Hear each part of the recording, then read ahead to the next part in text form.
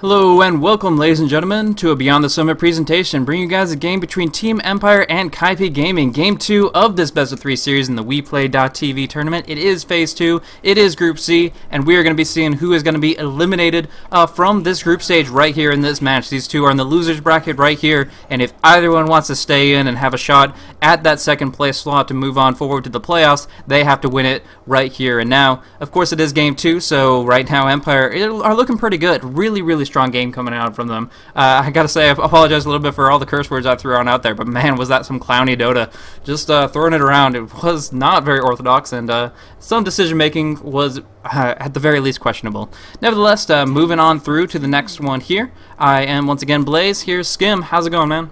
5 seconds remaining. Yeah. Once again, apologies to all those people that had to listen to our swearing, but to be honest, as you mentioned, that was some crazy Dota, man. Both teams playing with some questionable decisions. In the end, Kaipi with most mistakes on their end, and I was just about to say that draft looked rather similar to the last one until the Shadow Demon was picked up, although that was also on Team Empire's side.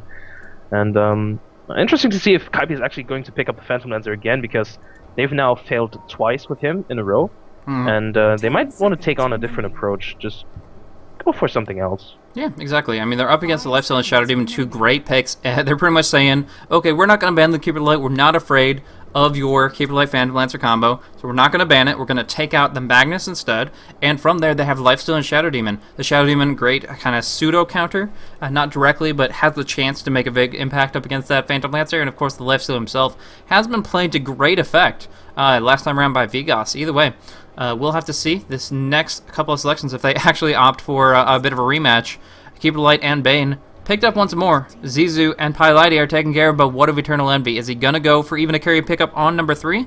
Are we going to see another rematch of the Phantom Lancer versus that Lifestealer, or are they going to try a different approach? Because as you said, they've just been a little bit down on their luck, so they're going to start off with the Queen of Pain on a rise, and we'll have to see how they proceed from there.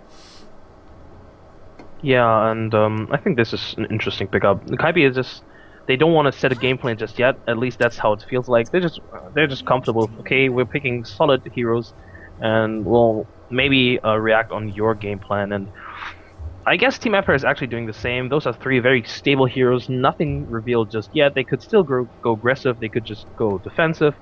Puck could be run on the offlane, on the mid lane. Yeah. This is a very flexible pickup so far, and I hope it's going to be a Vigos Puck, because Puck is one of those heroes that Vigos really likes to play around with. I'm fairly certain. And yeah, looks like Kaipi banning out that Lashrak, fearing that combo, because those two supports, I gotta say, I think those two supports made the game for Empire in the beginning. So they know that they only have one support. Kaipi has secured their 2, so they're going to ban out supports here, and ones that synergize so darn well with Shadow Demon. The third would probably be the Jakiro, but I'm sure there are plenty of different options on the line that they could be looking on into. Either way, Leshrak and Lina taken on out, so none of those cast animation delay 2-second stuns. They actually ban out the Alchemist, which is pretty solid given what they were just having to deal with, and I didn't really think about it, but yeah, it definitely could come into play in a difficult regard. Either way, Empire banning out a lot of Eternal Envy's main carry heroes. They take out the Gyrocopter, the Antimage, and the Phantom Lancer, and from here, he's gonna have to go with something that's a little less common, a little bit kind of under the rug. Maybe a little pocket pick would be really cool for them. As far as other big selections, they have to get their carry, and they have to get another solo lane hero in this kind of position. Bone 7 has shown quite a bit of versatility. Do you think that he's going to go for the Clockwork again, or has something else in mind? Yeah, I think the Clockwork will be picked up, because the Clockwork just works so well against the Lifestealer, because you have 2 spells that work against the Rage. Of course, the Hook stuns you, and the Rage still pushes you. The Cock still pushes you away, even though you're raged up. So that's really nice to have. And Bone 7, he's a really good Clockwork player, and he can make something happen. And I am actually calling in Ursa at this point, because I think the DPS output from Ursa is really nice to have against the Lifestealer. And, sure. But you're up against Open Wounds, Demonic Purge, and Dream Coil. Until you get a BKB, do you feel like a worthwhile hero whatsoever? of course, you can be kited rather easily, but I feel like if Kaipi plays around that with their heroes, with their composition, if they chain their disables with the Bane, with the hook shot, I think they can work around that. And I don't know. At least it feels to me like this is a moment where they really have to go for a pocket pick at this point. Otherwise, a predictable pick would else be the Void. Yeah. Just because they're so comfortable playing with him, but that would just be the most obvious pick at this point.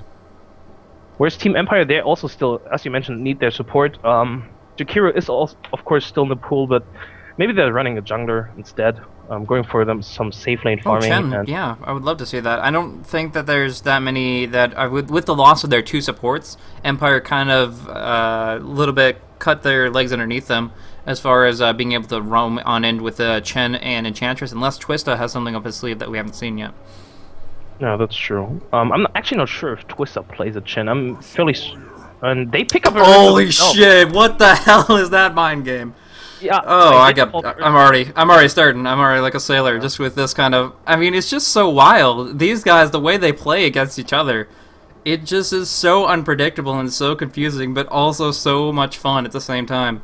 This is European Dota. This is what makes European Dota so exciting to watch, especially CIS Dota. Just these Ursa pocket pick, and maybe even attempting level 1 Roshan. Who knows? Okay, so Void makes sense. No, Void definitely makes sense. The Ursa, man. Wow. What is this? Not sure. I'm actually even not sure how they want to lane this. This kind of reeks to me they have to go aggressive trailing, so Ursa can safe lane farm the safe lane. Otherwise, laning would not make much sense. But unless they want to run him in the jungle, like good old pup style. Yeah. I don't know. It's gonna be weird. It's gonna be unorthodox. It's gonna be difficult for them to make it work in the whole long-term sense. But I don't know. It's gonna be.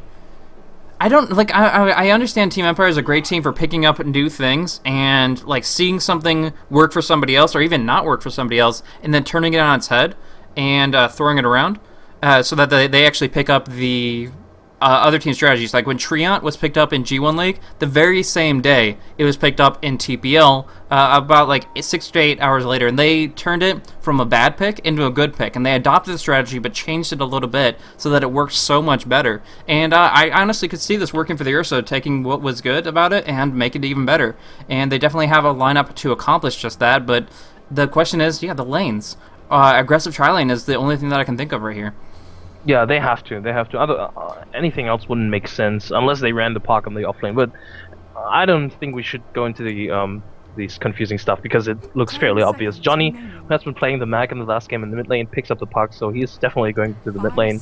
And yeah, they have to go aggressive tri-lane with the life stealer. And if Kaipi reads that, I would actually love it if they avoided the tri-lane. But Kaipi is one of those teams that likes to actually play tri-lane versus tri-lane. They barely dodge it. You saw that in today's game against who was it again? Dignitas, where they actually rotated the supports just to have the tri-lane versus tri-lane. So they will most definitely look for to fight that head on. Although I'm not sure if Void is the right hero for that. They might actually even think about a tri-lane with the clockwork. That could work, but we'll see about that. Would be unorthodox. I think really the combo of Keeper Light and Bane just seems too powerful. It just they set it up so well that they can Nightmare into Illuminate and make it happen very, very effectively. And then of course harass with right clicks. We saw how well Pialetti started off zoning out Vigos in that 3 versus 1, and they want that kind of stability. They want to make sure that they can punish anybody that goes in a little too greedy and says, "Oh, I can just solo the lane." But no, I don't know. Blow Your Brain, of course. Locking in as the Ursa, starting off with a poor man's shield, couple of sources of regen. I'm curious to see if he's practiced this at all, because I know he plays a very wide range of heroes from Silencer to Lifestealer. I mean, that's a lot of different things. And then of course with this Ursa here, adding that to his pool could be something that could come out very, very surprisingly. Right off, they're starting off with a smoke. I don't think they have a level 1 Roche potential, but no, like, you know. I think they're baiting this. I think they're baiting a level 1 Roshan, maybe. I think they will walk around like this and just wait there. The way I see it, though, is that they only literally have one Roche hero. They have Ursa. He's an amazing Roche hero, but he is the only one. So in this situation, I don't think even Kaipi are really willing to guess that that's a possibility. But there's smoke nonetheless, and they do spot out Envy, who is still not in range of that smoke. Okay, they do have vision on Zizou right here. They know he's there. Open wounds to start it off. Will Vigos go for it? He skills it. He pops it, and the disruption will follow on through. So they'll get in between the trees, or that's just south of it. Either way, Nightmare on the Impale. Earth Spike not really great, but Earth Shock making sure they can get the first blood here for Blow Your Brain nevertheless. So, My claws are red with the gore of first blood. you don't get to hear that line very often in competitive Dota, but his claws are indeed red, and here we go. Let's see how this one starts off. So looks like this is not going to be an aggressive draw lane. No, everyone rotates to the top. Looks like Ursa's actually going into the jungle, or I think Vigos will start jungle instead of going for the offlane like he did before. Yeah. He doesn't have Feast again, but double Tango should set him up enough that he'll be in an okay position. It's not great, but it will be enough for him to feel comfortable to move forward with a relatively quick farm. He's a lifestealer. He's a hero that can survive in the jungle, but not farm extremely quickly. He'll find relatively good items, and it won't be miserable compared to his time, which would be 1 versus 3 down and bottom. But this is not foreign to Empire as far as the style goes. 3.510 is something they've run multiple times before, with different, even with Goblak running like a Darkseer jungle and stuff like that. So in this case, I think they're perfectly fine to try something different, and Vigos is trying to go for not choke point jungling necessarily, but just farming up on the easy camp to get to that mean level 2. Big mistake on the Radiant side. Zizou blocked the camp himself, and he just assumed. Oh. He just assumed there was a ward, and they dropped 2 sentries. That is sad. Those 2 supports will completely waste their time right now. Yeah. Wait, it's still not spawning. What? Were they? I think I think Hero Light was in range. Like he was down here eating through trees. I think they blocked it a second time. They're gonna be so friggin' mind gamed right now. This is, if they buy 2 additional sentries, this is going to be huge. They're just tripping all over themselves right now. They have no idea. Yeah, this could actually ruin your game, because the supports are reliant on pulling camp to actually get some farm, and yeah, this could be a game changer, and Vigos is going to have a good time, because if you think about it, Kaipi does not have a really good ganking kinda support lineup. I mean, Keeper of the Light and Bane can make something happen, but ganking with those 2 heroes is not as good as like having a Shadow Demon and a Leshrac on your side. So Vigos should probably be safe for quite some time, maybe 8 minutes, 9 minutes in, unless Queen of Pain roams around, but that's Johnny's task to keep a rise down. And looks quite good. He's actually dominating this lane for denies. Twisted gets a really nice pull up here. This is something that a lot of players don't look into, but even though the leash time has been nerfed, it's still possible to get this stack and pull simultaneously. So Twista sets it up to deny an entire creep wave and pick up a Wild Wing, both gold and experience for himself. And now that he's level 2, he can do so much more to Bone 7 in this lane. Yeah, and he really has to be careful. But with those cogs, he could actually just keep the creep wave at his tower, or well, pull the creep wave back. But I have yet to see him attempt that, actually. Just catch those creeps in your cogs like you would with a Fisher. But no, he does not attempt it. So finally we're going to see a stack come out for Zizou. He might actually get to witness some experience, only sitting at 20 right now and obviously very far behind. Once the Fiend Script comes out, he can start actually getting some kills for his team, but right now they did actually buy a 3rd sentry. He must really be tripping balls. I mean, he was... Well, yeah, he dropped down another one, didn't he? Yeah, to the west. Holy crap. And he didn't deward anything, so he must know by now that he was actually himself blocking this camp. Yeah, that's gotta feel terrible. Just the mental coming out of that. I mean, yes, he's gonna get the double pull off, but jeez, yeah, that sucks. Because he just literally threw 300 gold on the ground to try to prevent something that never happened, that it was just him tripping over himself. No, well, this is really unfortunate. Silly stuff. But yeah, but both teams, once again, feeling comfortable, giving each other the space to farm up, and looks like Empire's actually... No, they just failed their pull. I was thinking about maybe they were trying to push, but no, they just failed the pull. But yeah, Void is actually... Well, those 2 carries quite equal in terms of farm. I mean, this one creep doesn't really matter. And yeah, nothing too significant just yet. Yeah, as far as experience per minute, we're comparing Clockworks to Lifestealers, so would be the two kind of technically off-lane heroes. We see that Lifestealer is actually doing pretty good, comparatively speaking. Vigos is finding not only the last hits on each creep that he chews down on, but he is actually sitting at 205. He's now almost up to level 4, whereas Bone 7 is not even halfway into level 3. So, comparatively speaking, this Lifestealer pick and the way it's jungling, not all that inefficient when you compare it to a relatively zoned-out Clockwork. Yeah, having a jungler is always beneficial for you in terms of farm and experience. Even if he's not that good of a jungler, you still have the advantage because he can farm untouched, whereas Bone 7 he has to be careful of his life. And now Vigos, that he's level 4, he actually feels content in TPing bottom and farming against Envy, even though Envy is level 6 and he can pop the Chronosphere. I'm not sure if he has actually enough damage, but still. He should be careful. Yeah, it's technically, yeah, he has to be careful, but the timing couldn't have been better. The creep wave was just clashing on that tower there, and he's going to be able to jump up once again. Now, moving in close to level 5, to be honest, and we do see a smoke gank finally coming on through. We might see some action beyond just the first blood. We see Twista and Scandal, who will lead the charge. It looks like it's going to be the destruction from Shadow Fiend to start things off. Scandal played well on that Shadow Demon previously. Sorry, not Shadow Fiend, but Shadow Demon previously, and has a lot of potential here.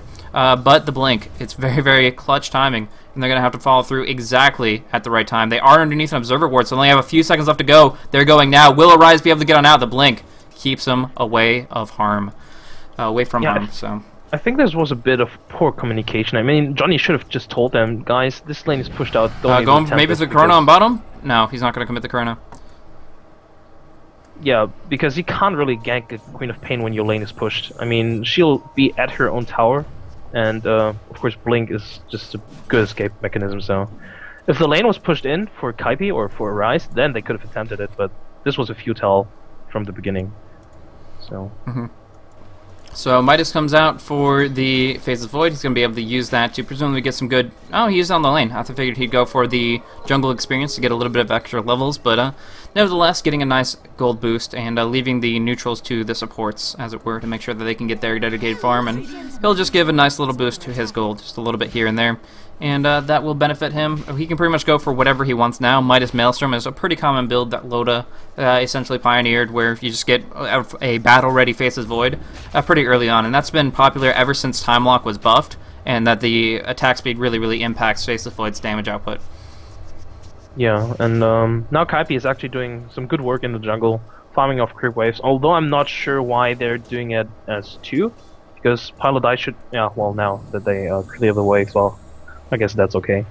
But yeah, I would actually prefer it if, like, Liquid style. Liquid does it really well. They just farm the creep wave and the jungle with one hero, whereas the second support is sitting on the other part of the jungle and farming by himself. That's really... They play it really nicely. And but yeah, it's still working out for them. They have a lot of stack camp in fact. Very, very active about it. There's plenty of different styles that can be put on into it, but in general, I think they're doing a good job just rebounding a little bit on their levels, because sitting at like level 2 or 3 is not going to cut it when this Ursa starts prowling. Right now, he does have phase boots up, level 7, and yeah, he's just been chomping away, 48 CS. We do see action with Rise, popping off that haste rune. Johnny is going to have to jaunt away, taking a lot of damage, tries to sell, phase shift. He will actually get the Dream Coil and the silence. Will he get the kill first? No! The Queen of Pain gets the kill to get the experience, but nevertheless, it's a return and a bit of revenge post-mortem from Puck. Yeah, it was a really good movement there by Johnny. I mean, it was unfortunate that he died first, but still, taking the kill was really crucial for him. And yeah, it was a good exchange. Vigos actually rotated back into the jungle. Well, now he's in the mid lane, just soaking up the XP, but seems like he does not want to face Zizou and Paladai after all. Yeah, definitely doesn't want to go into a direct confrontation. When the supports were kind of moving away and doing their own thing on the side, he felt comfortable, but immediately after the fact, he kind of has to bounce back and forth. So right now, without any HP regen, he is going down bottom, but I am honestly afraid that Eternal Envy just popping off Agi Treads could set himself up to do enough damage. Like one time lock could guarantee him the kill, because Infest isn't up yet. Actually, scratch that, 100% up. So now in that timing window, it's going to be very, very difficult. The Illuminate, not going to connect, so Eternal Envy not finding his window of opportunity just yet. Yeah, but still, as you mentioned, Vigos, yeah, he's already moving back. There's no way he can actually stand there, because one Chrono and yeah, even an Illuminate follow up, and Vigos is down. Below Your Brain already has a Vlad's. And just straight up bought phase boots and Vladimir's offering and pretty much can do whatever he wants. And I kind of feel with the Dream Coil up that they have enough team fight to take the Roshan even if Kaipi know about it, because Bone 7 is only level 4. The Keeper Light is level 5, so that's pretty substantial with a rank 3 Illuminate going on into the pit. But in general, if there ever was a time to take Roche, I kind of feel that it is pretty much now. That they could go in right now and just kind of mad mode on it, have everybody but Ursa stand outside. And even though the Chrono will be pretty good, the Illuminate as well, I feel if they play it right and they position themselves appropriately, they'll be able to engage on it. We do see actually a pick off on Bone 7, which might just 100% set that action motion. Orb misses though. They miss on the Orb, they get hit by the cogs, and they just jaunt away. That was actually extremely unfortunate. Johnny did max out his Orb, and actually hits the Scream. He does get the Silence, he does get the Dream Coil, but it's too much. He gets dropped down immediately, and what should have been, in my opinion, a relatively quick kill, turns into the solo mid-hero dying immediately, and that cannot feel worse. Yeah, that was unfortunate, and this is much needed for Kaipi. This is giving Arise especially so much, and this also puts back Johnny on his Blink Dagger, although he's still looking rather good. But yeah, there's also good rotation coming out from Kaipi again, not leaving Bone 7 on the offlane, but instead he's coming into the mid lane and well, I don't want to say baiting them, but he forces out a lot of movement from them, and they wasted a lot of time on him, and the skills as well. Yeah, that's very true. So he's roaming on about. He's not necessarily getting all the farm that he'd prefer, but with the fact that Ursa's willing to go to bit, I think that they're going to be able to overcome in the carry status, and they just want to make sure that their keep advantages rolling. Right now, Bloody Brain going to be able to actually, got to remember, overpower. Don't cast Ursa too often, as you would figure. Time actually popping off that Chronosphere. I don't think Arise should have blinked out. He could have gotten the damage in earlier, but nevertheless, with that time lock proc, this Sonic Wave can easily secure this. He has lifesteal. You have to Sonic Wave. He cannot just let him keep on lifestealing away, chomping at the bit. He does finally fall, but now comes into Disruption, Shadow Poison, and Soul Catcher. Unfortunately, Twista out of range for the Hex. Oh, Johnny! Perfect positioning! Nice. Oh my gosh, that was beautiful. Johnny coming in for the flank, knew he'd try to blink to the south, and is able to head him off. Really, really good cleanup. They did lose the Ursa, but now he can just move in for the Roche himself. Actually going for a coil on mid. Bone 7 in a bad spot, taking the damage, and it should be enough to bring him down. Jaunt and that phase shift will be enough for Johnny to not only stay alive, but get the kill himself. Yeah, as you mentioned, big mistake by Arise not using his ultimate right there. He was just, yeah, I want to say too greedy, not wanting to spend that. And he was trying to be too efficient about it. Yeah, if he had used it immediately, he probably would not have died. But he's going on Twista and yeah, going on in. He does have his ultimate now, so if he just jumps on in, this next blink could seal Twista's fate. He still has a stun, and he does have a TV scroll. Drooping on through, has to go for the stun, and instead just gets screamed up in the face. Blow Your Brain coming on in. That blink, coming up in 3 seconds though. I don't think he can burn him down that quickly. The blink will come. Oh, holy crap! That's a 20 HP. Queen of Pain, barely getting on out, and my goodness, he's so happy he leveled that many points in Blink this early and not one in Shadow Strike. 1 point in Shadow Strike instead of Blink there would have meant that he absolutely was dead. Yeah, this is just because he was up against a Puck. Against any other hero, I bet he would have at least put another point in Shadow Strike. But against a Puck, it's kind of futile. Yeah, exactly. Well, looks like Johnny finds himself easier, but there's actually nothing he can do against him. Playing defensively for the moment. Yeah. Radiant's top tower. Gold and experience-wise, gold-wise is actually quite equal. Well, it's exactly at nil. Experience-wise, it's on Kaipi's side, and I guess that's because they got some much-needed high-valued kill on the Ursa, on the Puck, and also because Paladai has been doing some good job. Well, he's farming really efficiently. He's almost at his mech, 200 gold. And yeah. What do you think this chainmail is for Bloody Brain? Oh, on the bottom lane. Bottom lane connecting. They're going to be able to go on in. No, they popped off the Chrono. They're going to go on the run. Disruption coming in from Scandal, but can't get the distance closed on in. So now they go 4-man together, and they're going to look for a little bit more action. Arise has to blink away, and from there, they're just going to kind of hold their ground. Could go for possibly Roche with the Chronosphere on cooldown. What do you think? Yeah, I definitely agree. And yeah, Vigos just healed up, and I think there's going to be Roshan. There's nothing they can do about it without Chronosphere, with Chronosphere down, and yeah. Early in rage, but other than that, they're good. Damage is just going to chomp away real quickly. These Furious Swipes stacking up. For those that don't know, every single subsequent auto attack increases the damage he deals. So he's dealing bonus 200 damage, and that's just going to keep on stacking up. 300 bonus damage every single swing. So that's just a really quick mechanic where they can bring down Roshan in a matter of seconds. Ursa lifestealing up with his Vladimir's aura will be able to bring it down and take the Aegis for themselves. As far as the team fight goes, though, they were able to burst down the Bane. Just the Dream Coil to lock him in and the Fingers of Death to finish it off. Really nice pick-off. And you mentioned the chainmail on Ursa. Just a second. They do have Eternal Envy, dropping him down quickly, but without any way to lock him in place, they switch over to Pylite, which should be a quick and easy kill. Soulcatcher doesn't latch, but they have the vision, and they'll be able to finish it off here. Very nice pick-off right there. Phase boots and Johnny's open stuck. wounds, just too strong. Just too strong against any kind of support. And all Kaipi can do is just looking for a trade on the top lane, whereas Empire take the bottom lane. And yeah, the chainmail, I guess he wanted to build a medallion to take Roshan just by himself. I mean, you don't really need the medallion for that, though. Yeah, I'm just saying.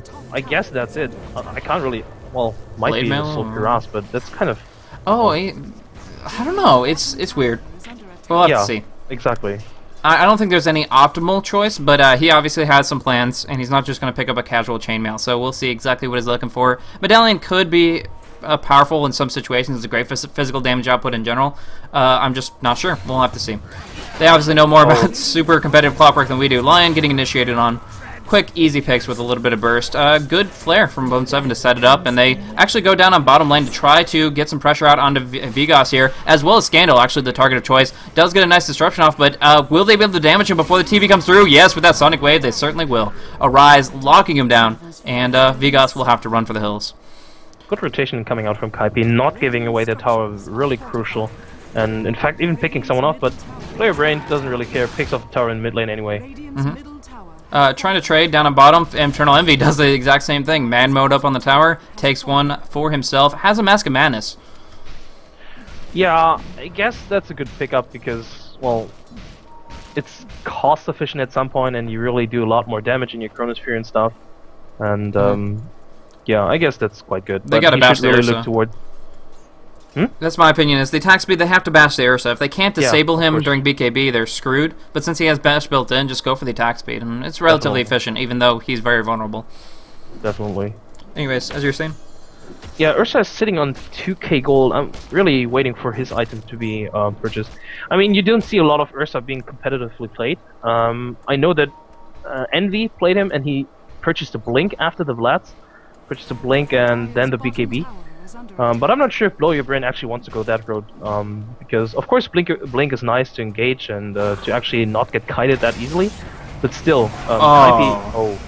Yeah, I was Wait. wondering if he was going to backtrack the Finger of Death. That might have been enough to get him out, even though he was purged up, but yeah, Twista says no, lands the Finger of Death, it actually locks on top of him, which is no surprise considering he only has 2 points in it, and from there, yeah, they get a nice flank to gank.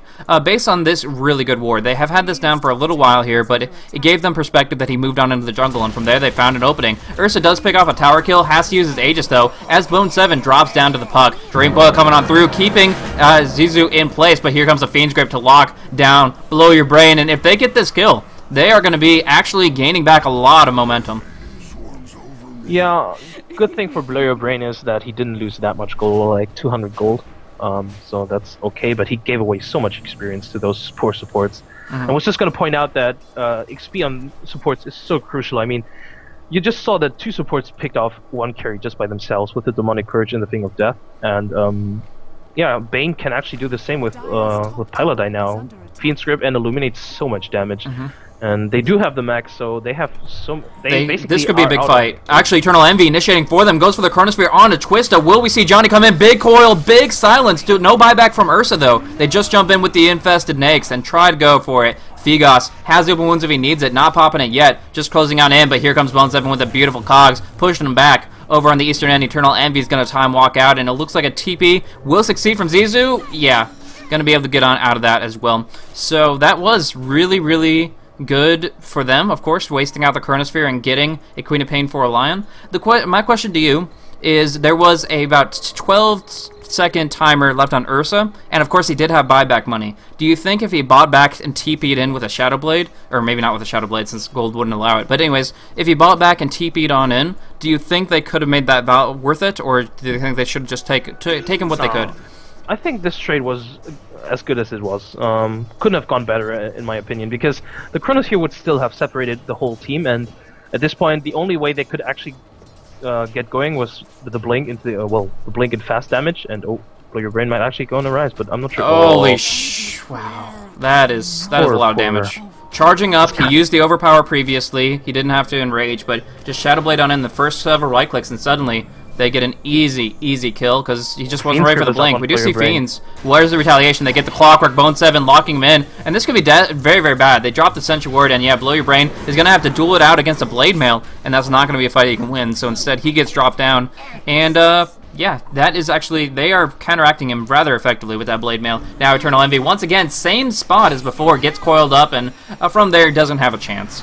So, going to try to time walk out, actually backtracks the stun, but still gonna take the damage from the Demonic Purge, and they have the vision. Just, Shadow Poison faded. They get the stun, though, and he will fall. Oh, he backtracked the Impale stun. Impale damage. I don't care what he backtracks. The recall is gone, and there's no way he can get out of this. He's backtracking like a... Wow. He's actually got a bash. A lot of Shadow Poison. Yeah, he backtracked a lot, got a bash even. RNG is with him. Unfortunately, the positioning is not. 1 versus 4, you're never gonna get out of that kind of situation. Yeah, that is also, again, one poor vision. I really like to point that out, that the vision was just lacking, and he was just too far out. Yeah, he paid for it. Okay. So, longest TP in the world from Ursa. He's heading up top, but not able to get there. Either way, at this stage in the game, I really like the Clockwork pickup of the Blade Mail and how he's been able to pin in Blow Your Brain inside Cogs multiple times over. Beyond that, and maybe finding some good Fiends grips, what else do you think Kaipi need to do to get on top of the action here?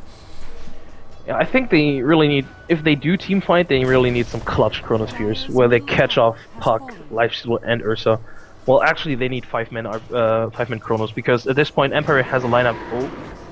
He's just not... Yeah, he's prepared. But the one thing is that Enrage sound effect is global, so people know that he's enraged. Maybe that won't signal. Maybe they'll be like, oh, he's farming jungle. But there's still that possibility that there's a gigantic bear hiding behind a thin curtain of shadows. So we'll have to see if he can actually find a kill here, because, again, no vision means that even when he's visible right now, it's not that big of a threat to him being revealed. He's still going to be able to find his opportunity, has his eyes set on a rise here, and does pop off both those cooldowns again, trying to connect, trying to find that Queen of Pain.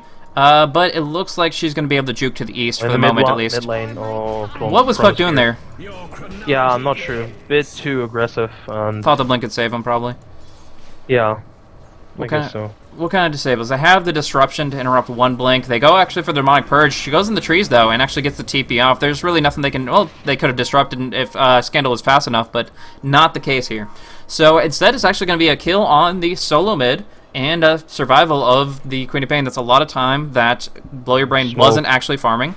And from there, they're going to smoke and try to bring him down once more. But Blow Your Brain should have seen that one coming, because Paladin was right underneath the sentry. If he paid attention... Oh, Clockwork coming on in, hooking him on through. He cannot just right-click. He has to just, turn his back, try to walk away, but there's no running from this situation. And as you said, he could have seen the smoke coming with their superior vision, but just focused a little bit too much on the creeps at hand. Yeah, and you asked me about what can Kaipi do, and this is exactly what they should do. Just make those ganks happen, and those 3 heroes actually have so much burst potential. With the Fiend Script, with the Cogs, with the Illuminate, with the Rocket, and of course with the Blade Mail, keeping Ursa actually from attacking him. And at this point, I want to say Empire really need to rely on Vigos as well to just do some additional damage aside from the Ursa, because Vigos has not been in the spotlight from Kaipi. He's been free farming basically the whole time, and in the meantime, mid lane defensive disrupt. Yeah, defensive. He's fine. The Orchid was popped off on Twista, but nothing really happening. More bark than bite in that situation.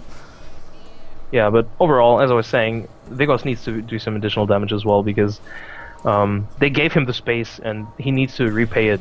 Oh. Yeah, bad spot for a Rise. He's going to get obliterated. He did get the kill on Lion, so he's kind of happy about that, but just caught in that kind of position. Every spell in the book dropped down on top of his head. There's really no getting out of that situation. And another unfavorable exchange, as Queen of Pain really needs to start gaining momentum. She got the Orchid, so she has the opening to get a lot of powerful, even solo kills with her ultimate, but in that situation, getting that pick off and losing her life, not really what she was looking for.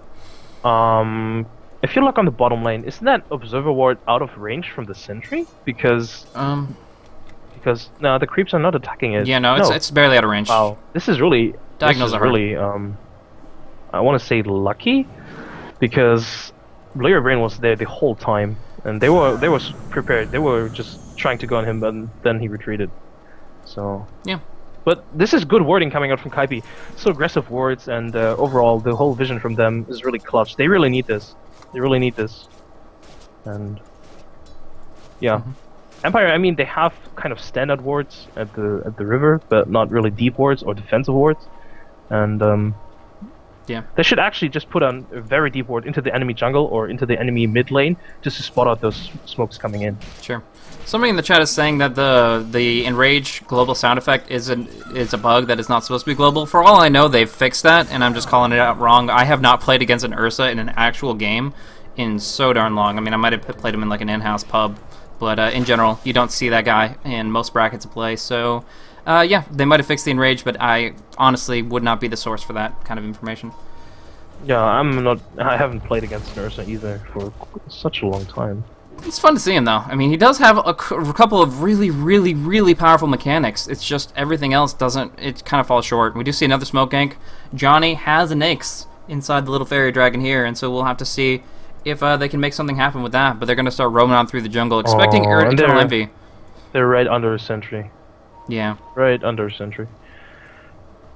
So they should have a good understanding. But right now, it seems like Kaipi have still just kind of held their ground. One thing is they does not show up on the minimap, so they have to actually have been looking at that position. There's a possibility they're still going to be caught with their pants down here in the mid lane. As Clockwork is in a good buffer position, but here they come, ready to rumble and jumping on in. They're going to go start it off. Blade Mail, beautiful cogs, beautiful chrono, catching out with that Sonic Wave as well. A lot of damage can come on in. The Illuminate strikes. They bring down Johnny. They're going to bring down Blow Your Brain. Beautiful counter initiation. They drop some spells, but they're not killing anybody yet. And it looks like Vegas is going to fall as well with a nice Fiend's Grip. Kaipi Gaming taking this fight away, completely obliterating them, starting it off. Good movement from Bone, then from Envy, and then everything else. Oh my gosh, that was 100% a full 5-man swing, and it was all about the perfect responsive counter initiation. Really, really impressive showing, and they're going to take Roche, take it right out of the hands of the Ursa who wants it.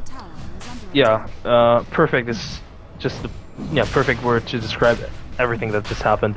The Chronosphere, although there was a slight mistake with the cogs that kind of prevented the Eternal Envy for 1 second. He had to pound the cogs away first, but still, very nice engagement. I think 3 or 4-man Chronosphere, and yeah, that was just beautiful play. Beautiful play. And Envy, he deals so much damage, even though he just has BKB and a Mask of Madness. He just pounded on him. I think he got at least twice 8 bash, so it just doubled the damage, because he was in the Chronosphere, of course. Yeah. It's a really nice play. Wow. And this puts them back on the map. I mean, if you look at the XP gain, the holy guacamole, this is... That is certainly a comeback in the making. They're rubber banding it up. They were a little bit behind in levels individually. Obviously, they were relatively evened out on experience as a whole, but now it has completely shifted the other way around. 5,000. Oh, it got even higher. 7,500 plus is the experience gains, and my oh my, has this game turned on a dime. The Faceless Void, we haven't talked about it much because the Ursa's just so darn fun to watch, but Eternal Envy farming away, 150 last hits, just got himself put up to 4-2-4, and yeah, he has his BKB and Mask of Madness, his bread and butter core items, and now he can pretty much go for whatever he wants. A Butterfly would be really, really solid up against the Ursa, and no, he has all the potential in the world to carry this away. Yeah, at this point, basically every carry item is fine for him because he's looking really good. This was the worst sentry in the world of sentries, right in the tower range. Anyway, a Butterfly makes most sense because you want that additional evasion to avoid the Ursa and just be more safe. So, we'll see how this all plays itself out. Right now, Ursa split pushing up on top. Blow Your Brain wants to put some damage in there, and he should be able to bring the creep wave and possibly a tower down rather swiftly. Nearly as quick as, of course, Kaipi taking down the tier 2 already, and putting out some pressure on the top lane. There's Heaven's Halberd in Paladai. He's really farmed. Wow, Just really completed that. I saw the Sange, but I did not think he'd find an 1800 gold item just out of the blue. But of course, that team fight changes a lot of things. In His net Paladai. worth is almost as high as Johnny's, and Johnny was the mid laner. Yeah. I mean, this just tells the whole story of this game. Super support. What did Keeper like KS or anything? No, just 7 assists. He's found his farm in the jungle a lot. You were commenting on that, how they were able to clear that up pretty quickly. He's sitting at 111 CS himself. So yeah, he is offering a lot of utility here. The BKB isn't up yet for the Ursas, so that Halberd is going to be incredible in that situation. And the same thing up against the Lifestealer when his Rage has been deactivated, which, by the way, both of those can be easily weighted out by the Chronosphere. You see the BKB and the Rage pop off, they want to deal damage, suddenly Chronosphere, that just time taken away, time wasted on those very crucial buffs, and from there, the disables will be there. Either Blinding Light or Halberd can easily come into play as soon as those aren't a factor in the team fights. Definitely, and if you count it, it's basically like 10 to 15 seconds where at least one carry cannot do anything during the whole team fight. And this is clutch because if you think about it, this is just the whole strength of Empire lineup, that they have a dual carry strat that both deal so much damage and a puck that is so elusive, and this is just all broken by the whole Chronosphere. Just one good Chronosphere and Empire's game plan is just destroyed. Yeah, I was completely convinced that Kaipi was on so far the back foot that the next Roshan would mean a series of towers and a chain of events leading up to the inevitable victory of Empire, but now it seems like I'm thinking the exact opposite thing. Every single turn, it seems like Kaipi's doing the right thing, whether item pickups of that Blade Mail versus the Ursa, the Halberd coming into play, and soon that Faceless Void gonna find a ton of farm. He's gonna be losing that Aegis in a few minutes. He actually has it for quite a while longer because, of course, they just took the Roche. So he has it for 4 more minutes. But essentially, yeah, what you're going to be looking at there is the Butterfly to follow that up, and they got a lot going on. With the Orchid coming out onto the Lion, they already have him dead. Like, Arise could walk away, and cool guys don't look at their Orchids expiring, but I don't even know. Like, this is just that kind of position where when you can get those solo ganks off and play Queen of Pain like a Clinks, suddenly you have map control, you have the threat, and everybody else is just going to have to respond to that, and Empire really need to change how their strategy is working. Yeah, and Empire seems a bit desperate. I mean, Vigos has been sitting inside Johnny for quite some time, and now he finally pops out. This just goes to show how desperate they're trying to find some sort of pick-off, but Kaipi, their map awareness is, is getting stronger and stronger because they feel more confident, and they have those crucial wards up. I mean, one sentry in the mid lane can definitely can already decide a whole team fight. Yeah, they just saw Vigos go northwest with that ward, so they just need this time walk. They're gonna go for the chrono. They get him on the edge of it, just the lip of the chronosphere. They can see him in it despite it, and they're gonna be able to lock him in place with one more cooldown. The BKB comes out, the Fiend's Grip to guarantee it. Yes, Faceless Void is purged, but the bear is in the grave. Dropping off the cogs onto Scandal. He's going to get fried. Nice defensive disruption, but it just delays the inevitable here. Jumping on in. Eternal Envy slowing them inside that Illuminate. They do get that big burst, and they are able to get a return kill on Bone 7. But nevertheless, we're going to be looking at a very big swing of hero kills, and Eternal Envy has that Aegis very fearless in that regard, and is going to go in for more. Arise picking up a kill on the fleeing support, or Puck. Either way, he blinked out, but of course, Queen of Pain has a blink up her sleeve as well and is able to track him on down and finish the job. Either way, that's a 4 for 1, and that's still more and more advantage coming the way of Kaipi right now. Yeah, definitely. Too bad Kaipi cannot profit as much as they would like to. I mean, they can definitely do some damage to this tier 3 tower, but they won't take it down because there's Scandal's up again, Lion will be up as well, and they are already retreating. But still, a very good engagement for them, and Bone 7 soaking up so much damage with his Blade Mail. I'm not even really sure why they even focus him or even bother attacking him, because he's certainly not easy to kill. Yep, but I mean, he's just the one who always gets himself in that kind of position. We do see a quick Hex come out from Twista. He will be able to walk away from this, even possibly try to net a kill, but already exhausting both disables. They're only going to get the open wounds, and now Scandal coming on in. There's the BKB, trying to turn things around, but taking so much physical damage. has to head for the hills, literally, but the TP scroll just coming off cooldown, needs to just TP away. BKB, you have the BK, there he's just going to go for the blink to close the distance, and from there they don't have vision, but Johnny, finding it blind, jumps on right on top of it, dodges out the Chrono with a jaunt phase shift. Oh my goodness. And Eternal Envy popped off his BKB too. That was very, very costly. This was a huge individual mistake by both Envy and Arise. I mean, Arise, I'm not too sure why he blinked in so aggressively. I mean, of course, they had a ward there that knew that nobody was there, but TP support, of course. I mean, he was right next to a tier 2 tower, and yeah, that Chronosphere, man. Yeah, that Lotus Sphere, I should say. Lotus Sphere. Oh my gosh. Yeah, he's never gonna live those down until he like starts throwing the big ones. But either way, 65 seconds left on Chrono. He did pick up Johnny's Critch. Looking for it. Where's that? I know he did have Nyx Infest inside. They burst down pretty hardcore, looking for Pylighty, but the Fiend's Grip comes out on Vigos. He's going to get right-clicked down very, very quickly. Actually, turns it around Eternal Envy, who's hexed on up, bursting him hard, but he gets the time walk away. Either way, the Bear in the front line brings down the Bane. Gem on the ground. They will pick this one up, Vigos. I hate you. But anyways, Scandal picks up the Geometry side, and they move in for Tier 2 tower. So, I really think that, like, Ice Frog nerfed Vigos where he can't pick up gems anymore. Yeah. Wow. That team fight, though, really good. I'm not sure how this team fight actually went in Empire's favor. I thought this was Kaipi all the way, but somehow they turned it around and... Well, no Chrono definitely lends its hand there, that's for sure.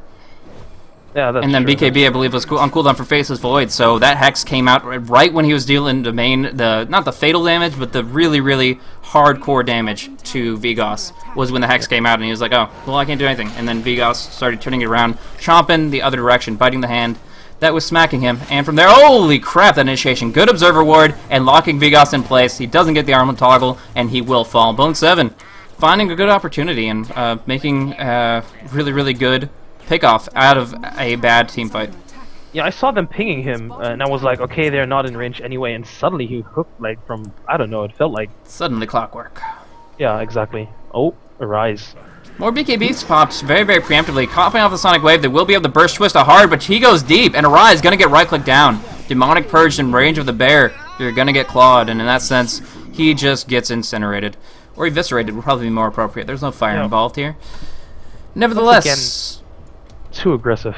Yeah. I'm not sure. That was just a support. If it had been like an Ursa or I think he just hates Lion. Like every single time it's online, he just like really hates that guy. Queen of Pain. I don't know. There's some bad blood there. Either way, Johnny Chrono picked off and handing it to Cuddle, just cause I guess. We're gonna see Blow Your Brain. Get Fiend's Grip up. Do they have enough time to bring him down? He does have Vladimir's lots of armor. Bone 7 cannot Blade Mail out of this one, and instead just walking on out. Blow pretty much just handed a kill here. He does get mana leaked, but it doesn't look like it's going to make an impact here. Going on in, open wounds on top of Zizu. They're going to be able to connect with this Orchid, locking him down in place. Wow. Really, really good fight for Empire, and yeah, just over and over. It starts off with one foolish mistake. Queen of Pain jumping in on the Lion unnecessarily, and yeah, they get turned around on over and over and over again, giving Empire more opportunities to pull this back together. Definitely. If she had been around for this team fight, this would have been a completely different story. But this is effectively a 3-for-3 trade, but 2 supports from Empire, and I don't think they really care if those go down because they don't have any significant items anyway. And this will be a tier 2 tower, and yeah, there's nothing Kaipi can do about it because Chronosphere is after all still down, but Rise still blinks in super aggressively. He should really be aware of the fact that, well, they only have one carry, and if he gives away so much farm and XP to the opposition, well, he basically pulls back Empire into this game. And if you look at the graph, well, it's being pulled down a bit. I mean, from 12k to 8k, that's still something. But the Kaipi is still on the lead.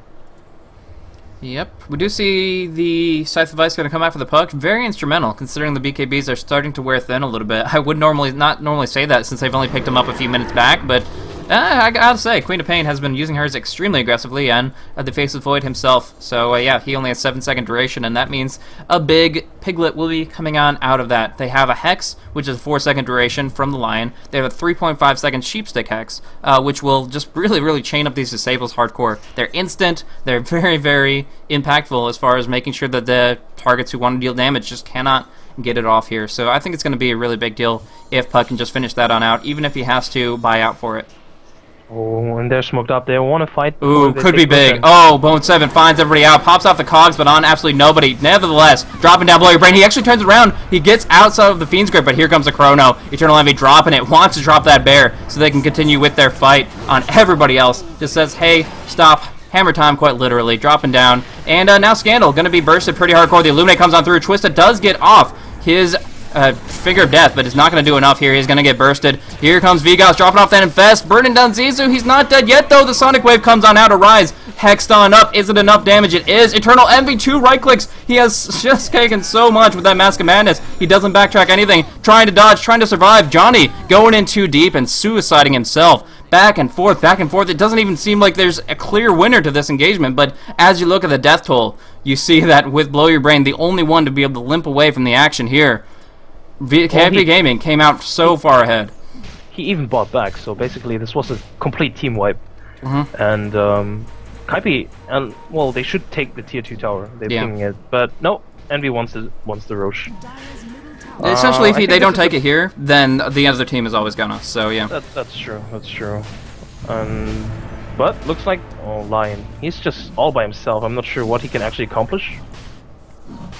Nothing. He's just trying to distract him. But in that position, the reason I said it seemed like it was back and forth because I really thought that Empire could find a resurgence when the Ursa bought back and jumped back onto the fight. It seemed like they almost got a number of kills, but that's the thing. Almost only counts in horseshoes and hand grenades, and here they were not able to bring anybody down. Zizu surviving within an inch of his life like 3 times over in that engagement, so really lost so much out of it. Empire just start falling by the wayside. Roche goes, Eternal Envy gets the Aegis, and I believe it was Zizu that picked up the cheese for now. Yes, so. yes. I think he'll pass it on to Arise at some point, because Arise being super aggressive, I think he really needs it. And yeah, wow. I gotta agree, that engagement looked really back and forth at some point, but somehow Empire did no damage, whereas Kaipi dealt all the damage. Like, there was a massive amount of damage being dealt, and Empire dropped down immediately, especially those supports, poor supports. Yeah, so in this position here, Empire is kind of on their last legs. They're up against at least a 6v5. She's also factored in there. They're actually going to go in outside the base. Big Dream Coil coming out. Eternal Envy bursted immediately. Aegis on the ground for 5 seconds. He's out of this fight, and Vigos doing so much damage to Zizu. Finishes him off. Maybe, yes. There is enough damage from that silence. Blow is trying to chase down, but is not able to be successful. Therefore, Clockwork is out of the fray for the moment, but now trying to burst down Eternal Envy, turning it around right on top of him. He gets the time walk off, but they're still closing their distance. They're still trying to finish this off here. Paladi dropping the Illuminate, and with Arise here, they're actually able to bring down Vigos. So they turn it around, 4 people down, and all the low HP heroes are able to stand on the back line, whereas Arise jumps on up in front, even Eternal Envy bashing away, burning down Blow Your Brain, and that might just be GG.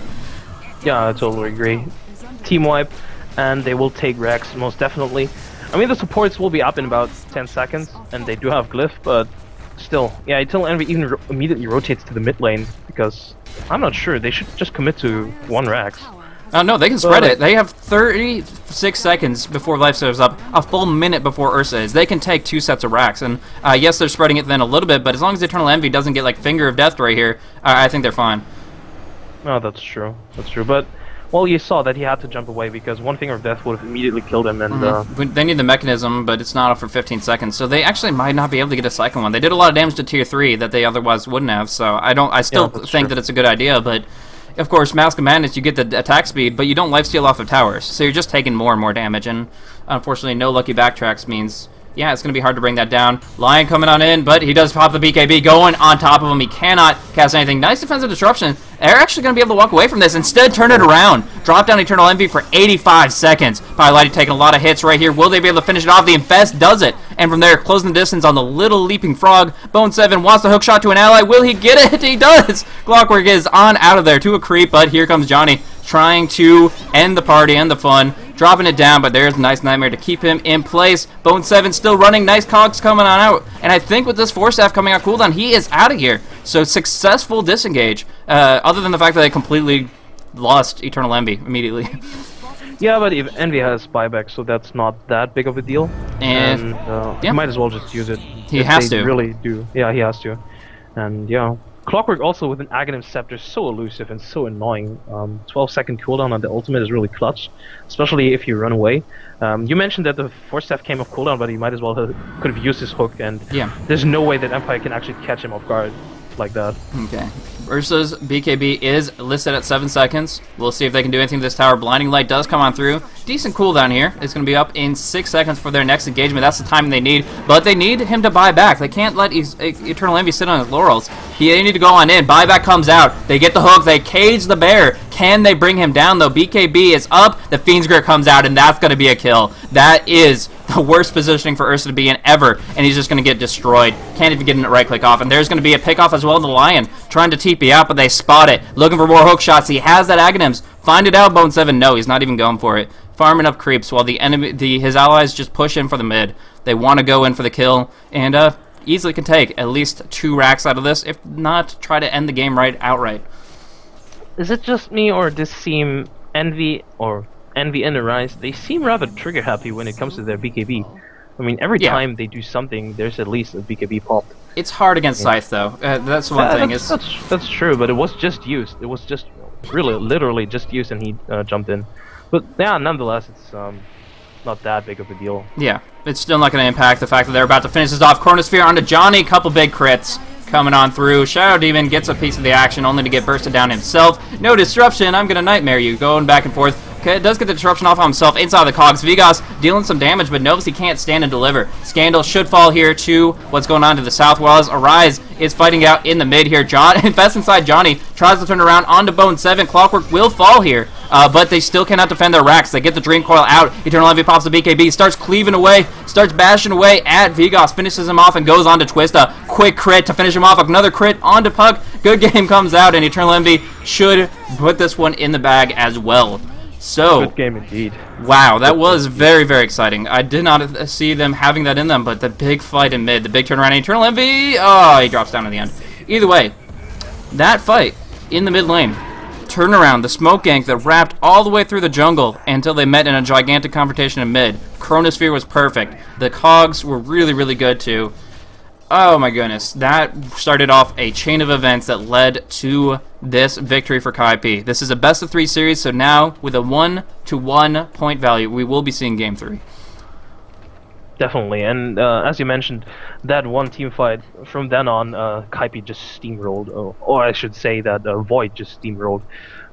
Big damage from him coming out, and if you think about it, Arise actually had, I mean, he was on like 4th in the net worth chart, but he only had a BKB and an Orchid. He did not even have a Scythe device, and still Kaipi just clutch in their teamfight coordination. And I gotta say, Bone 7 was on his Clockwork also, making full use of his ultimate, and his cogs were always well positioned. And yeah, so overall, very clean execution from Kaipi.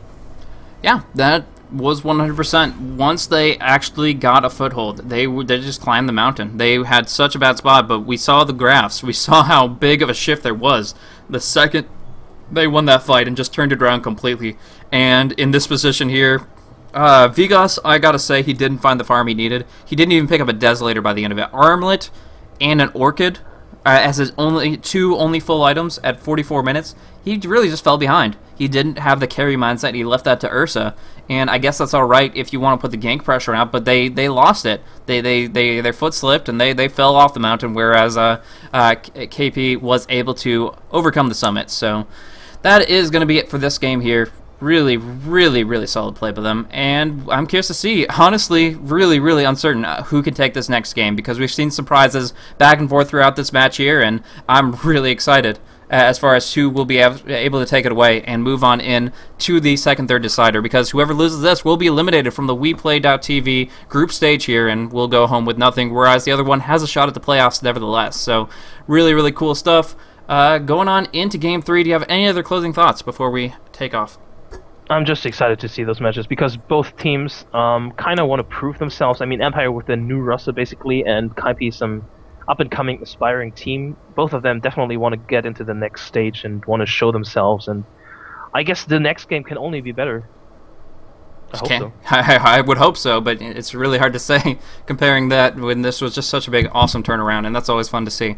Either way, thank you guys so much for tuning in. Always appreciate you viewers helping us out, and pretty much just making it possible. We can't cast Dota without people to check it out. That's the whole point. So awesome, and just a quick shout out to you guys for tuning on into this fun little series. Otherwise, if you guys did enjoy the commentary, you can check us out for Skim, who is co-caster here. He is listed at Twitch and Twitter under the extension of Skim Gaming as one word there, and you can check it out there. And I'm at Twitter and Twitch myself, though I don't use the Twitch, so just the Twitter primarily. You can check that out at Blaze Casting. Either way, that's going to be it for this one here. We'll be looking into Game 3 in just a minute, guys. Looking forward to it.